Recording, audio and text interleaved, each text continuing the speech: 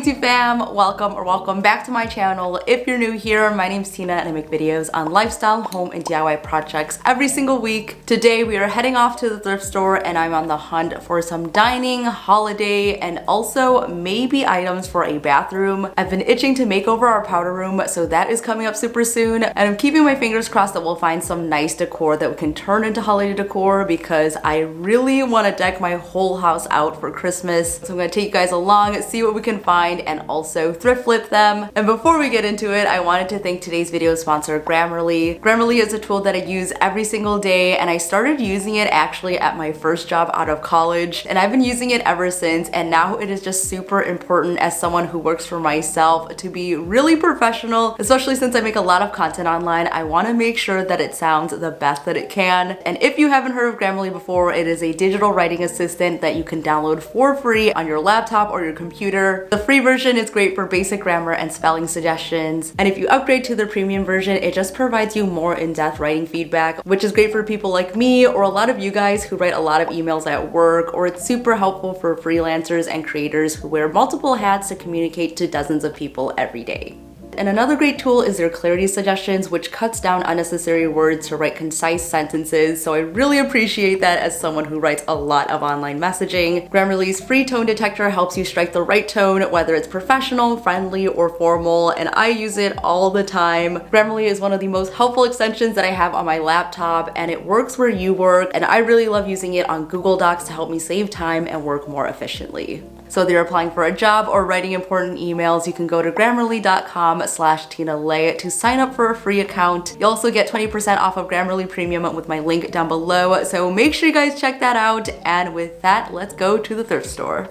I don't know about you guys, but I always go to the thrift store without any high expectations because let's be real, not every thrift trip is going to be a winner. However, I was pleasantly surprised by the glassware section, and also the Christmas decor was not too bad. They even had Christmas trees up, so I was very surprised by those. So if you're looking for secondhand holiday decor, definitely give the thrift store a try.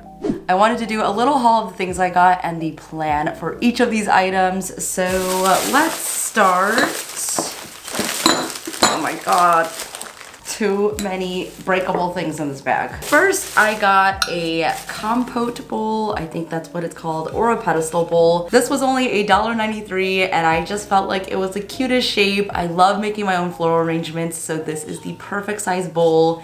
And I don't think I'm gonna change this one. I'm probably just gonna leave it as is, and yeah, super cute. And also very cheap. So next I found these birthday party hats. I'm 99% sure that these are from the dollar store actually, but they were 97 cents each and they were also 50% off. So I decided to buy 2 for 1 basically. So when I saw these, I thought that they would be really perfect to turn into little Christmas trees, especially since we have 2 sizes here, so we can make a tall skinny one and then a more medium sized one. So this is gonna look super cute. And obviously you can find these anywhere, so if you guys like this project, you don't have to go thrifting for them. You can totally find these in stores as well. So I feel like I didn't find a lot of Christmas decor that I liked, but I did find a lot of glassware. So this one is really beautiful. This is a glass Christmas tree with some ribbing on it, and it was only $3.93, so I thought this was so beautiful. I really love the way that it is already, but I definitely want to add some more color to my Christmas decor, so we're going to tint the glass. I also found these little ones as well. This is a candle holder in the shape of a star, which I love for Christmas time.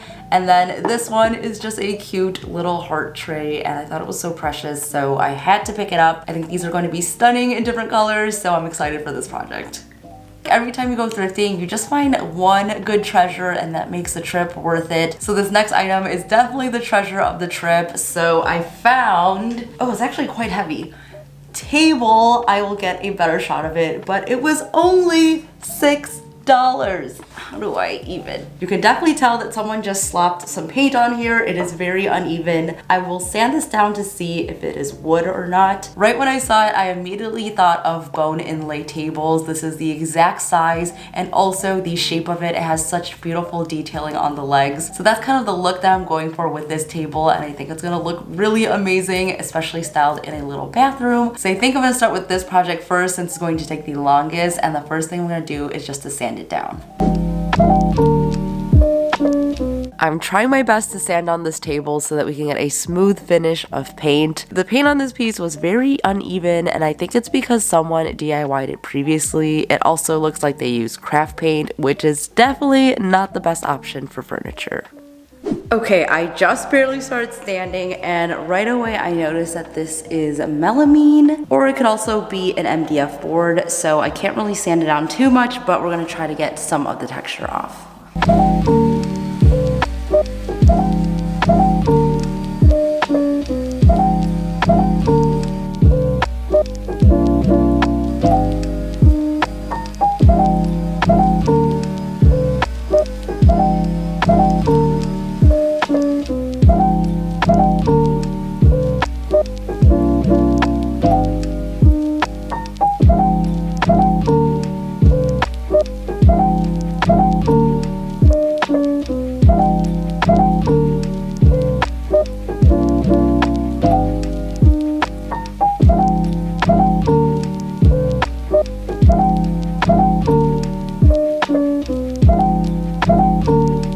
Okay guys, she's looking a little rough.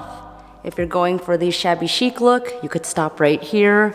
But of course, we're going to paint this. Over on Instagram, I put up a poll to ask if you guys wanted to paint it dark or light, and a majority said dark, so we're gonna go with a beautiful dark green for this. Shocker, I know, but I think the green is gonna look beautiful. I also would have loved to do like a navy blue, but I think a dark green is going to tie perfectly in with the rest of my decor. So I grabbed one of my old paint samples. I'm just gonna roll that on, starting with the inside. If you find wooden painted pieces at the thrift store, you can totally sand it down or even use a paint stripper to get the original wood finish. But since this is MDF board, I knew the best option was just to smooth it out as much as possible and then paint it. And I absolutely love this green color. It was my second choice for my kitchen cabinets, but now I'm glad that I have one piece of furniture with this gorgeous color.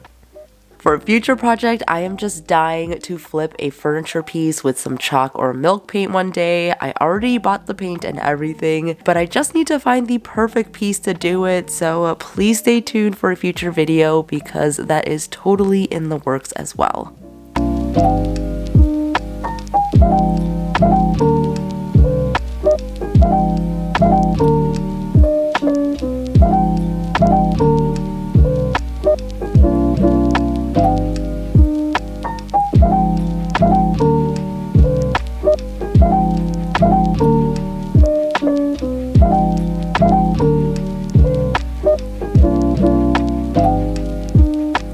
Okay, so I was trying to figure out how to do the faux bone inlay design on here, and I went on YouTube and saw that a lot of people actually use a stencil and just paint it in, but I thought, why not make my life a lot easier and just use some vinyl? This way I can have my Cricut do all the work and I'll have some really nice crispy clean lines. So I found a design that will work really perfectly, and you guys can see I have it mocked up here. I think this is gonna look really good for the top part, and then once we get to the legs, we'll kind of do some more floral leaf designs to really tie it all together.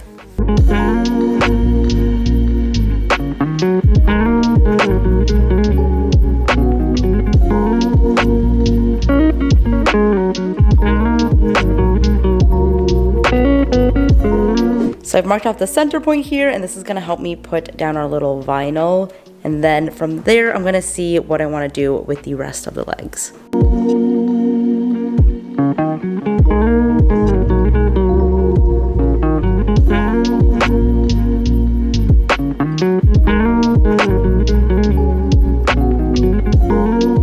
This looks so good, you guys. It's really smooth to the touch and really seamless in here. I think I'm gonna find some other pieces to kind of fill up the gaps over here. And then when it comes to the legs, I wanna find some border pieces and then some more that I'll wrap around each one of the legs, and it's gonna look so good. I will link my Cricut project file below for you guys, so if you wanna check it out and use these same exact shapes, I will have all that info. But I found it pretty easy to find images that were floral inspired and that would go along with each other. So I kind of put everything together piece by piece, but if you want to go the old-fashioned way and use a stencil, I will link a couple of good options below for this project as well.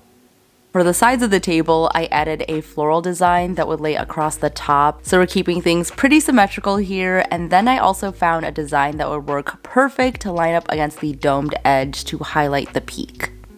I didn't want this to look too busy, so I left ample negative space with the design of this table, but if you wanted to, you could also fill up the whole entire table with a pattern for a more textured look. I found a lot of pieces online that had an overall pattern, and I thought that looked beautiful as well. I took inspiration from the Moroccan tables online, and I put these tiny floral and diamond shapes to go down vertically along each of the legs. We have a lot of lines already going horizontally, so this was a great way to have your eye going up and down, and I think it really pulled the design together nicely. As a finishing touch, I went along the edge with these tiny little diamonds to really highlight the hexagon shape, and that's all there is to this project.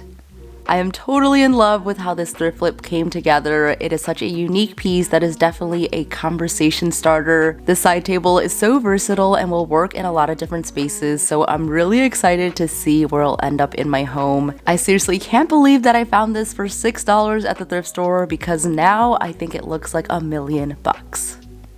Alright, so for this next project, we're going to tint our glassware here. And in the past, I have tinted it by coating the inside, but today I want to try doing the outside and seeing how that process kind of works. I got a few messages from the last time that I did this that people were getting air bubbles, so I'll also go through how you can avoid that. All you really need for this project is some Mod Podge and also some food coloring. So last time I used gel food coloring just because I couldn't find regular food coloring, but this time I went out and bought some new colors. So we're gonna mix these up and then make these into really cool vintage looking glassware. So you just want to pour as much Mod Podge as you need for the size of your project into a small container. And I wanted to create a really muted dark green, so I'm starting with the green food coloring here, and then I'm going to give it a good stir. And you'll see that I'm adding in even more food coloring and just mixing it up and kind of eyeballing everything. There really is no right or wrong way to do this, so you'll see that I'm kind of just looking at the color and just adding in more until I felt right. So you guys can see that this is a nice bright green, but I want more of a neutral green, so I'm adding in green's complementary color, which is red, and you'll see right away that this darkens it, and it did just the trick to make it the perfect color. Now I'm coating the outside of the glass, and I really want to make sure to get into all of the grooves so that it really shows up once it's dried down. And some tips I have here is to try to do an even coat and also just smooth out any harsh brush strokes, and that way it looks super seamless. And if you see any air bubbles, try your best to pop them just because these will show up once it dries down as well.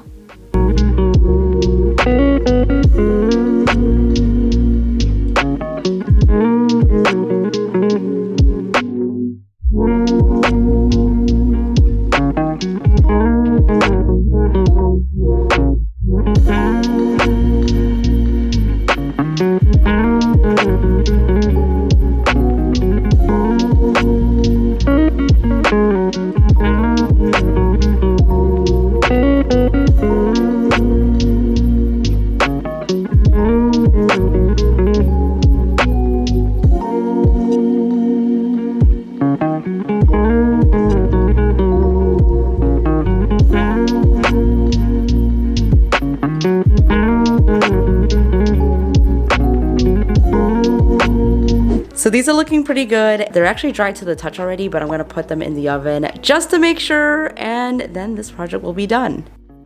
Okay, I made a little bit of a mistake when I put them into the oven. After they were done baking, they looked perfect, but I let them cool into the oven. And I forgot that I left them in there, so I preheated the oven to about 400 degrees. They were still sitting in there, and the color did turn a little bit darker than what you guys saw previously. So you can see now that this is more of a yellowy brown color. And honestly, I really like this color, but it does look different than the green that I originally had on here. And even for these two, they look pretty good. I think they turned maybe a touch darker, but I actually love the color of this. And I do love the color of this one just because it's very vintage looking and it's so beautiful. But just a word of warning, if you guys turn the oven too high, it will make the color a little bit darker. These turned out so cute, and even with the little mistake I made, I think it looks amazing with the new color tint to them. This is such an easy DIY, but really makes an impact to any glassware to really make it come to life.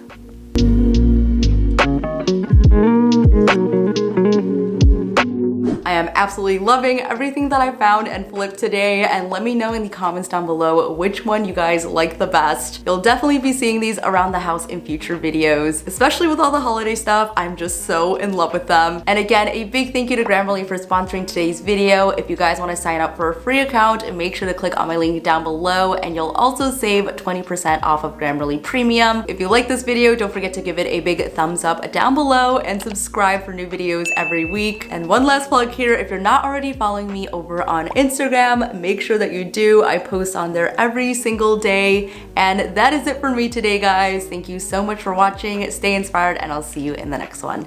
Bye!